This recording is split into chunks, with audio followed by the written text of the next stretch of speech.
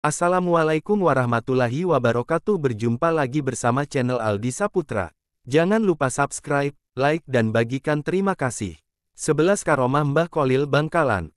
Istilah karomah berasal dari bahasa Arab. Secara bahasa berarti mulia. Syekh Tahir bin Soleh Al-Jazairi dalam kitab mengartikan kata karomah adalah perkara luar biasa yang tampak pada seorang wali yang tidak disertai dengan pengakuan seorang nabi. Jawahirul Kalamiyah. Karomah Mbah Kholil sangatlah banyak baik yang diketahui umum maupun tersembunyi. Berikut ini beberapa karomah Mbah Kholil diantaranya. 1. Melihat berkat di kepala Kiai Imam Masjid. Kiai Kholil muda dan berstatus sebagai santri, beliau melaksanakan salat Jumat di pesantren yang beliau tempati, tiba-tiba saat akan melaksanakan. Kiai Kholil muda tertawa sangat keras, hingga terdengar seluruh jamaah sholat Jumat. Kiai ditegur oleh teman-temannya tidak boleh tertawa, ditakutkan Kiai yang menjadi imam marah-marah, namun beliau masih saja terpingkal. Takbiratul Ikram. Dugaan teman-temannya tidak keliru, setelah selesai sholat sang Kiai menegur Kiai Kholil muda bahwa dalam salat itu tidak boleh tertawa, akhirnya Kiai Kholil muda menjawab sambil tersenyum. Mendengar jawaban tersebut, sang Kiai menjadi sadar dan merasa malu karena Kiai ingat bahwa saat menjadi imam tadi merasa tergesa-gesa untuk menghadiri kenduri sehingga mengakibatkan sholatnya tidak khusyuk.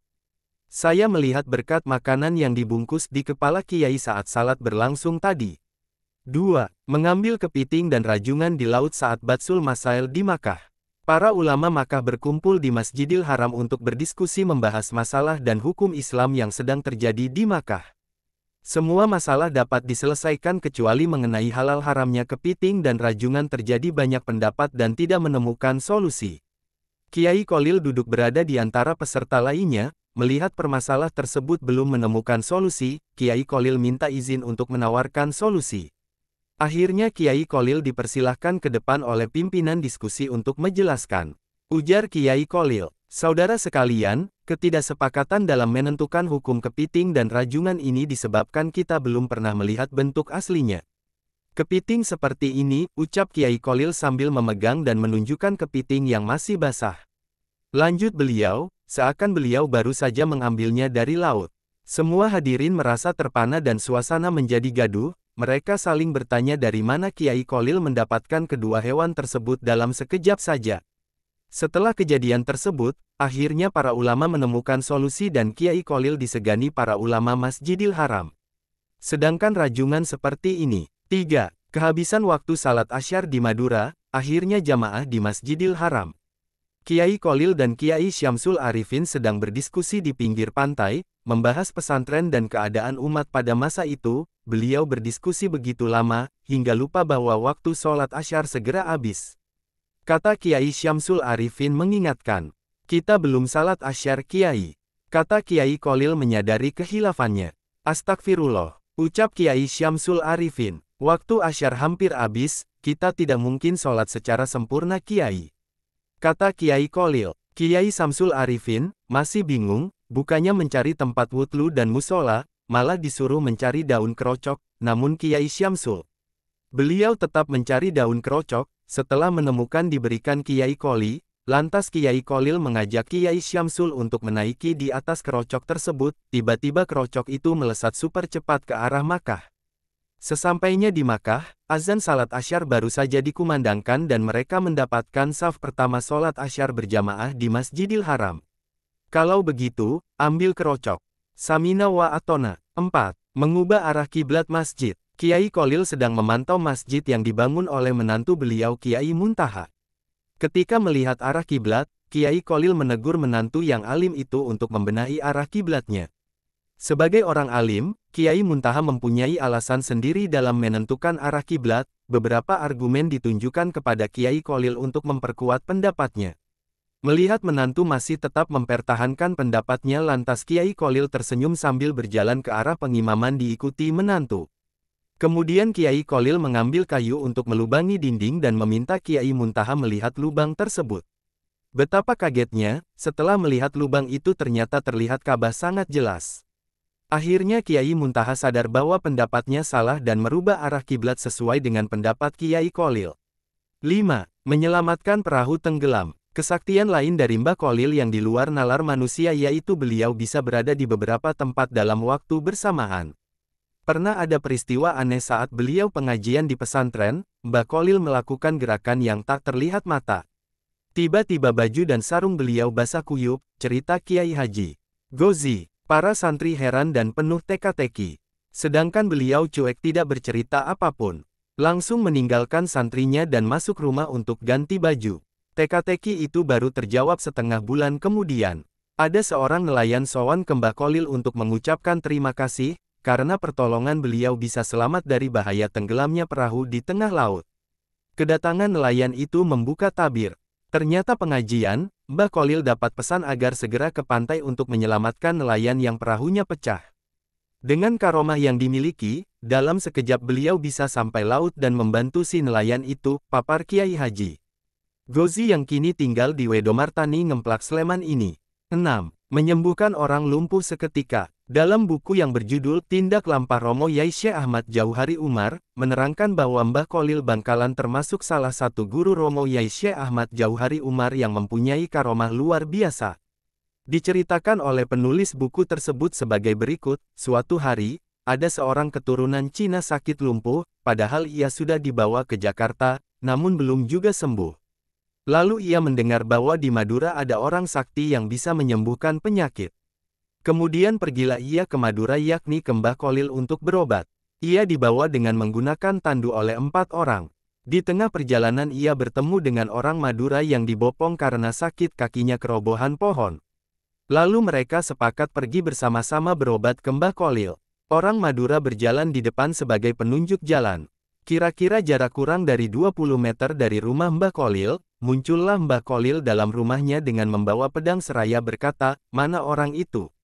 Biar saya bacok sekalian." Melihat hal tersebut, kedua orang sakit tersebut ketakutan dan langsung lari tanpa ia sadari sedang sakit. Karena Mbah Kholil terus mencari dan membentak-bentak mereka, akhirnya tanpa disadari, mereka sembuh. Setelah Mbah Kholil wafat, kedua orang tersebut sering ziarah ke makam beliau. 7. Pencuri timun tidak bisa duduk. Pada suatu hari petani timun di Bangkalan mengeluh. Timun yang siap panen selalu raib dipanen maling. Kejadian tersebut berlangsung lama, akhirnya para petani bermusyawarah untuk sowan ke Mbah Kholil. Sesampainya di rumah Mbah Kholil, sebagaimana biasanya Kiai sedang mengajar nahwu. "Assalamualaikum, Kiai," salam para petani serentak. "Waalaikumsalam warahmatullahi wabarakatuh," jawab Mbah Kholil. Salah satu dari petani menceritakan kejadian timun raib dan meminta Kiai Kholil untuk mencarikan solusi penangkal. Kebetulan ngaji beliau sampai pada kalimat, Zaidun, salah satu contoh pelajaran nahwu yang artinya Zaid berdiri, lalu serta-merta Mbah Kholil berbicara sambil menunjuk lafal, Zaidun. "Ya, karena pengajian ini sampai, Zaidun, ya, Zaidun, ini saja pakai sebagai penangkal," seru Kiai dengan tegas dan mantap.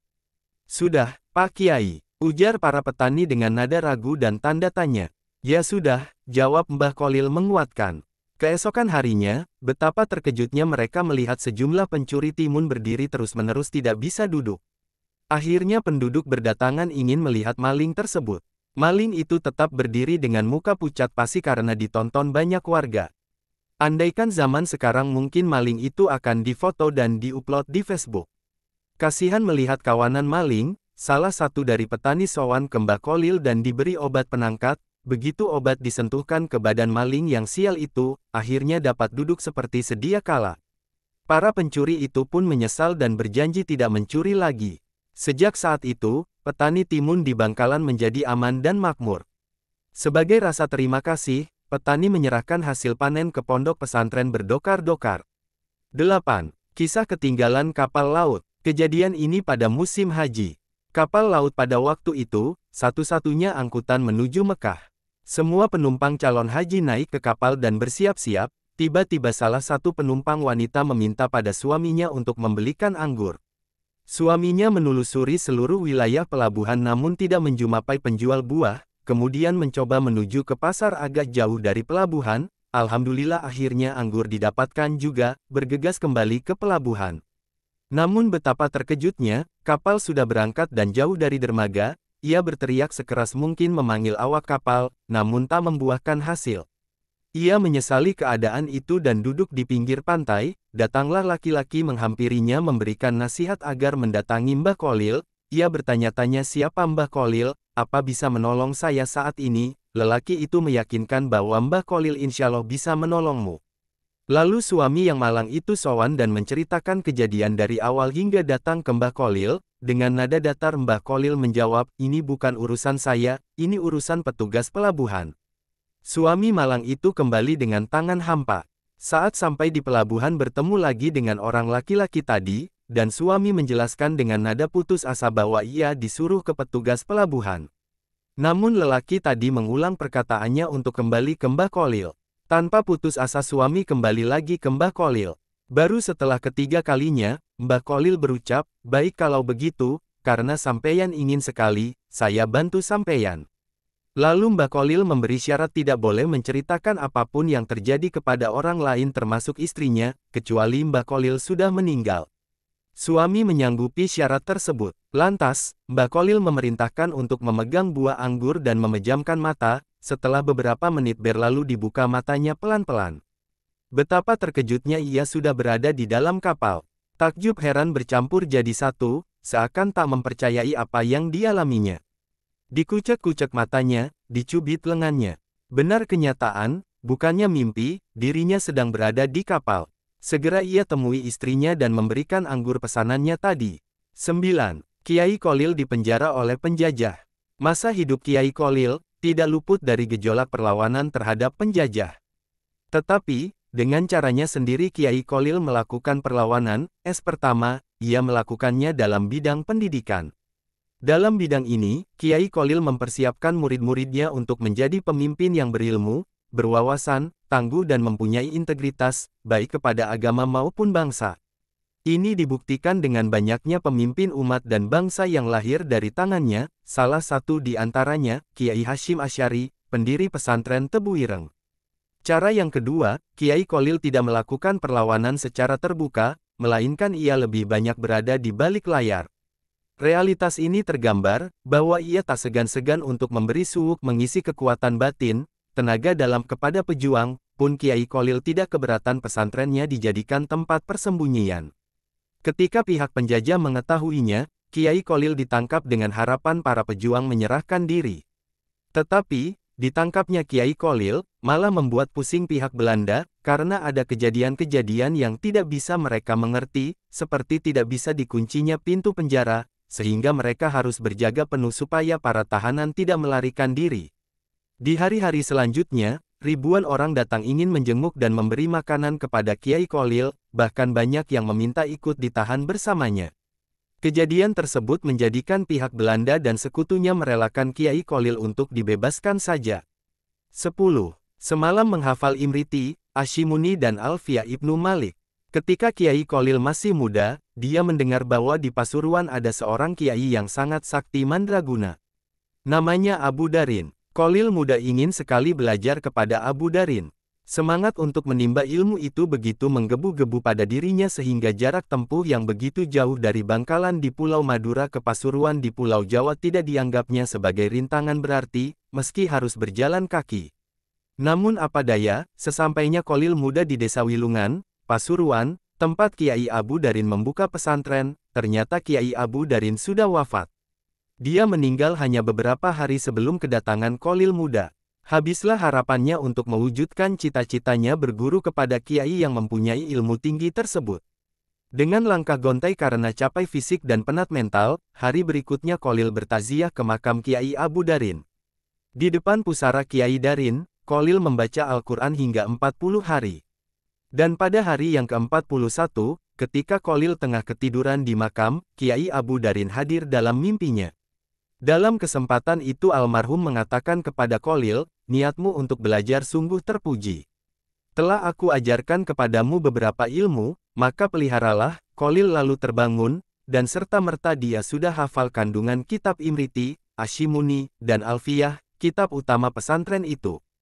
Subhanallah. 11. Melindungi calon santrinya dari musibah. Pada kisah yang lain, Kiai Kholil berusaha melindungi calon santrinya dari musibah, padahal dia berada di Bangkalan, sementara si calon santri di tengah alas Roban, Batang, Pekalongan. Menurut cerita si calon santri yang bernama Muhammad Amin, ia berangkat dari Kempek, Cirebon, bersama 5 orang temannya, menuju Madura, untuk berguru kepada Kiai Kholil. Mereka tidak membawa bekal apa-apa kecuali beberapa lembar sarung, baju, dan celana untuk tidur, golok serta titikan, alat pemantik api yang terbuat dari batu. Setelah berjalan kaki berhari-hari, menerobos hutan dan menyeberangi sungai, mereka sampai di tepi hutan Roban di luar kota Batang, Pekalongan. Hutan itu terkenal angker, sehingga tidak ada yang berani merambahnya, banyak perampok yang berkeliaran di tepi hutan itu. Menjelang malam, tatkala 6 orang calon santri itu sedang mencari tempat untuk tidur, tiba-tiba muncul sosok laki-laki. Namun karena tampangnya biasa-biasa saja, mereka tidak menaruh curiga. Bahkan orang itu kemudian bertanya apa mereka punya titikan, karena ia akan menyulut rokok. Namun setelah benda itu dipegangnya, ia mengatakan bahwa batu itu terlalu halus sehingga sulit dipakai untuk membuat api. Masih perlu dibikin kasar sedikit, kata orang itu sambil memasukkan batu tersebut ke mulutnya lalu menggigitnya sehingga pecah menjadi 2. Terbelalak mata 6 orang calon santri itu menyaksikan kekuatan mulut laki-laki itu. Mereka gemetar ketakutan. Serahkan barang-barang kalian, hardik orang itu. Amin, yang paling berani di antara mereka, menjawab, kalau barang-barang kami diambil, kami tidak bisa melanjutkan perjalanan ke Bangkalan. Mendengar kata, Bangkalan, orang itu tampak was-was. Mengapa kalian ke sana? Dia balik bertanya. Kami mau berguru kepada Mbah Kholil, jawab Amin. Tersentak laki-laki itu, seperti pemburu tergigit ular berbisa. Wajahnya pucat pasi, bibirnya menggigil. Jadi kalian mau nyantri sama Kiai Kholil? Betul, sahut 6 calon santri itu bersamaan. Mereka gembira karena merasa tidak akan dirampok. Tapi dugaan itu meleset. Kalau begitu, serahkan semua barangmu kepadaku, kata lelaki itu. Kalian tidur saja di sini, dan aku akan menjaga kalian semalaman. Makin ketakutan saja para remaja itu. Mereka kemudian memang membaringkan badan tapi mata tidak bisa diajak tidur semalaman. Maut seakan sudah dekat saja. Keesokan harinya, selepas mereka salat subuh, lelaki itu mengajak mereka pergi. Ayo kita berangkat, ujarnya. Kemana? Tanya para calon santri. Akan kuantar kalian keluar dari hutan ini agar tidak diganggu oleh perampok lain, jawabnya tampak ramah. Dalam hati mereka bertanya-tanya, apa maunya orang ini? Namun sebelum pertanyaan itu terjawab, orang itu berkata, sebenarnya kalian akan aku rampok, dan menjual kalian kepada onderneming untuk dijadikan kuli kontrak di luar Jawa. Tapi ilmu saya akan berbalik mencelakakan diri saya kalau berani mengganggu para calon santri Kiai Kholil. Sebab guru saya pernah dikalahkan Kiai Kholil dengan ilmu putihnya. Maka 6 remaja dari Kempek itu kian mantap untuk nyantri ke Bangkalan. Terlebih lagi baru di perjalanan saja untuk menuju pesantren Kiai Kholil mereka telah memperoleh karamah dari pemimpin pesantren tersebut.